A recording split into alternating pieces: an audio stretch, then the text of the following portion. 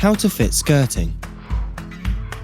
Skirting comes in a range of widths, materials and styles and can be used for a neat finish and to protect the floor level plaster.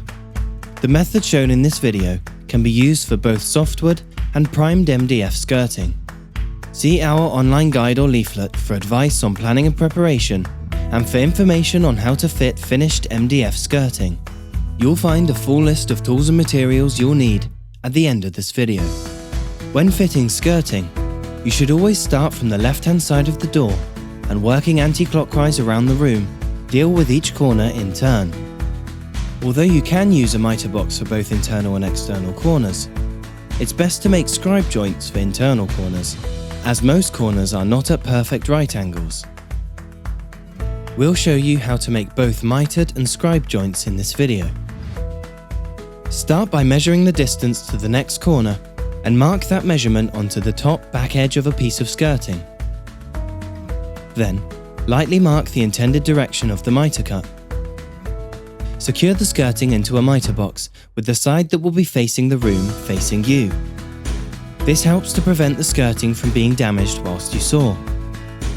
Use a tenon or fine-tooth panel saw to make a 45-degree mitre cut in the marked direction.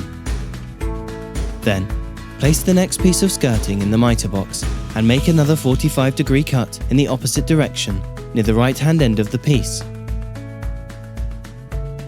Lightly sand the cut ends until smooth.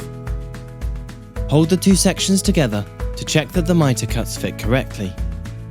If need be, make small adjustments with a block plane to achieve a good fit. To create a scribe joint, start by cutting the piece of skirting that will form the right-hand part of the joint to length. Ensure the end is cut at a 90-degree angle so that it can butt against the wall in the corner.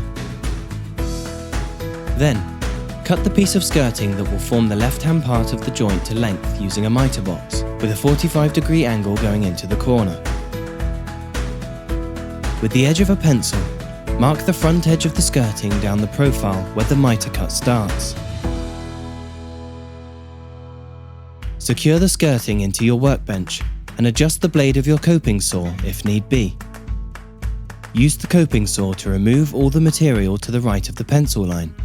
Angle the saw about 25 degrees so it also removes material behind and to the left of the pencil line, but does not remove the pencil line itself. Test the scribed skirting in the corner against the previous piece and if need be, make adjustments using the coping saw, sandpaper or a file until you've achieved a good fit. Then, make the appropriate cut at the other end of the skirting before fixing.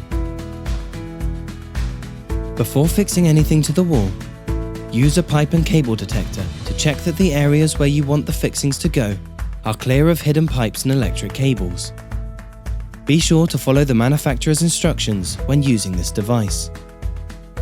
If you're fixing the skirting to a stud wall, locate the vertical timber studs behind the plasterboard using a stud detector. Mark the center position of the studs on the skirting. To fit the skirting board, start by applying grab adhesive to the back of the skirting, being sure to follow the manufacturer's instructions. Carefully push the skirting into position against the wall. If the wall is perfectly flat, you may not need other fixings, but typically, you'll also need to screw or nail the skirting. If you're fixing to a masonry wall, use a 6mm masonry drill bit to drill through the skirting and into the wall. Start the holes 50mm from the end of the wall and position them 25mm from the top and bottom of the skirting. Then repeat this at 500mm intervals. It's best to countersink the holes so that the screws are hidden. Insert a 6mm wall plug and an 8-gauge screw, tapping it into place until you feel resistance. Then screw until the head is below the surface of the skirting.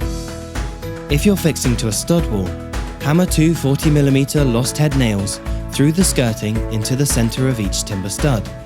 Then, use a hammer and nail punch to sink any nails to just below the surface. When fitting the second piece of an external joint, you should also apply PVA glue to each mitre cut. When securing internal joints, the square cut section will have been secured first, so simply align the scribed section and then secure. Once the skirting is in place, use flexible decorator's cork to fill any small gaps between the top of the skirting and the wall. Smooth the surface and wipe off any excess cork with a damp cloth. If you're planning to paint your skirting, it's best to fill and then sand all nail and countersunk holes beforehand. Here is the list of tools you'll need to fit your skirting.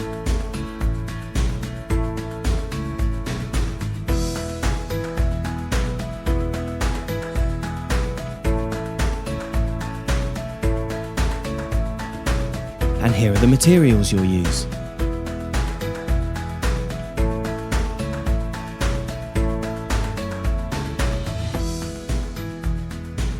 And this is the recommended safety equipment needed.